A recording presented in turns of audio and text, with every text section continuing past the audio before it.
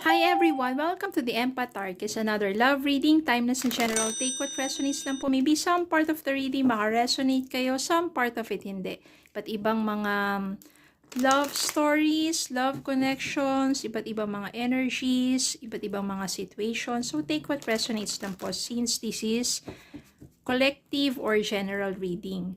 Okay, susubukan po natin basahin ang mga mensahe para sa inyo, ano ang mga nais iparating sa atin, mga aral at gabay sa buhay pag-ibig. Anong love story ito? Anong sitwasyon? Okay, Spirit Guide, send me more messages. Unahin po muna natin itong mga lumabas. 7 of Swords. 7 of Cups. 2 7 na agad. Page of Pentacles. 8 of Cups. 2 of Pentacles. 4 of Pentacles. Meron po ditong 8 of Cups. 7 of Swords. At maaring may kinalaman dito 4 of Pentacles. So, ibig sabihin kasi itong 4 of Pentacles, maaring yung person mo masyadong greedy, possessive. Pagdating sa pera, hindi ka pinagkakatiwalaan yan. Masyadong greedy yan. No, ayaw niyang pahawakin ka ng pera or hindi siya nag-share sa'yo. At kung kagano siya ka-greedy or ka-damot, ganun din siya pagdating sa love. Over-possessive. Pero, may ginagawang kalokohan. Ibig sabihin, ayan, may kasinungalingan, may kalokohan. Ibig sabihin, pinagbibintangan ka niya sa mga bagay na siya ang gumagawa. Pagdating sa pera, pinagbibintangan ka niyang gumagastos o nagwawaldas, pero ang totoo, siya yung may ginagawang kalokohan, paggastos o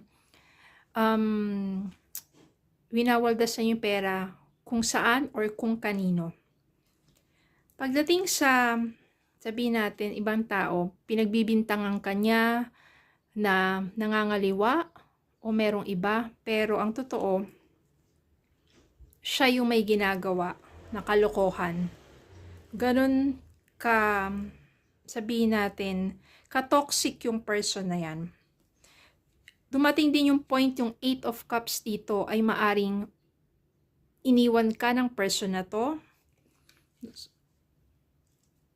Mahirap para sa'yo, pero ang ginawa mo,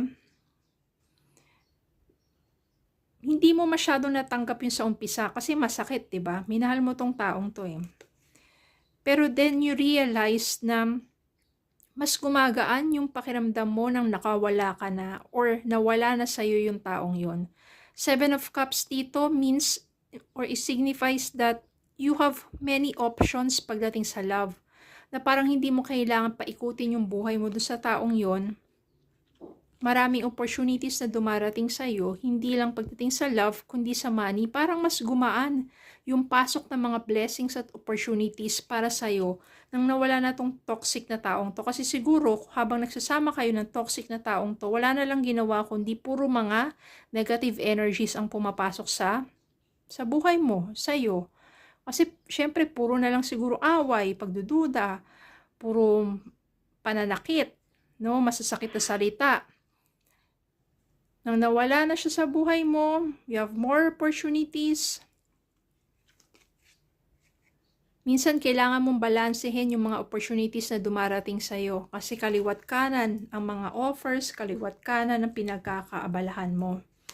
Tingnan pa natin ano pang mga opportunities pagdating sa'yo, pagdating naman sa love. Spirit guide, send me more messages.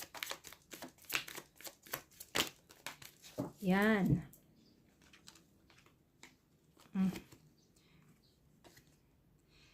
Death, Ace of Wands, and Knight of Pentacles. Yung death dito, I can sense here na ikaw to. Malaking naging pagbabago mo kasi simula nang nawala na yung taong yun sa buhay mo, mas naging mabuti ka, mas naging mabuti ka sa sarili mo. Kasi dati parang nawawalan ka na ng respeto sa sarili mo dahil lang sa pagmamahal sa taong toxic.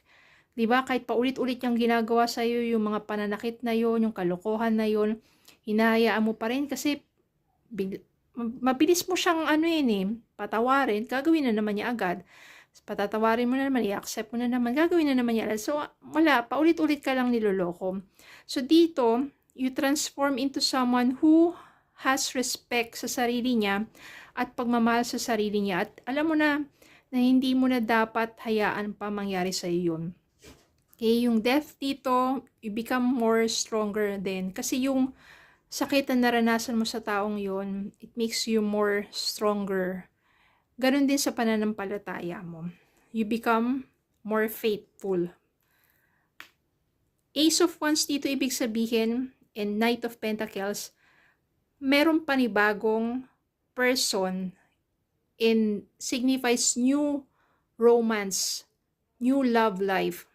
And this is from this person, Knight of Pentacles.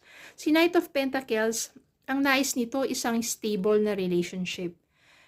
Secured ka dito kasi itong taong to, faithful, honest to. Ang gusto niya, isang matibay na pundasyon, isang matibay na relasyon. Kaya, magiging maganda ang love life mo with this person.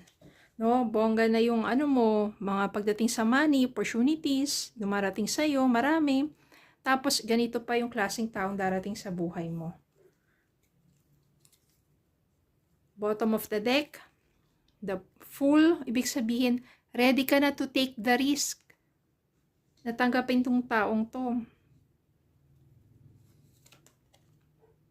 Three of Pentacles, ibig sabihin, itong taong to, magkakaroon kayo ng cooperation pagdating sa relasyon ninyo. Ibig sabihin, magtutulungan kayo, magsusuportahan kayo. Hindi ito yung one way lang, kundi give and take ang mangyayari sa inyo. You will cooperate in order for you to become more successful. Mag-grow kayo together.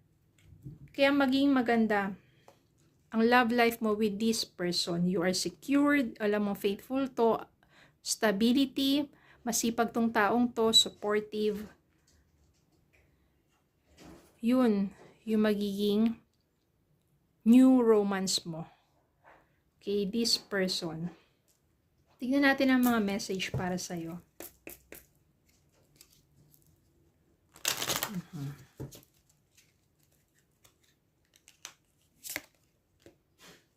Difficulties, jealousies from others may serve as obstacles to the success of this connection.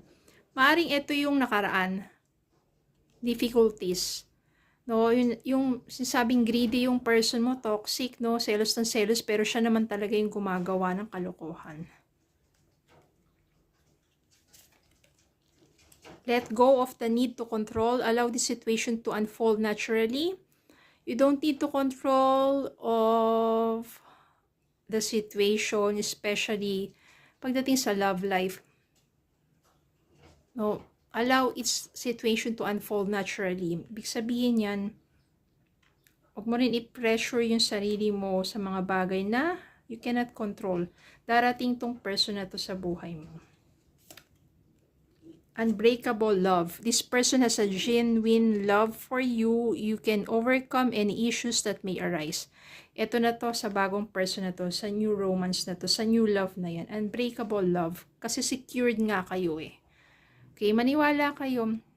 May mga totoong tao, totoong pagmamahal para sa'yo. Nasasaktan ka man ngayon sa relasyon mo, or nasaktan ka man dahil maaring niloko ka, iniwan ka ng taong mahal mo, pero maaring hindi naman talaga sila yung para sa'yo. You deserve someone better.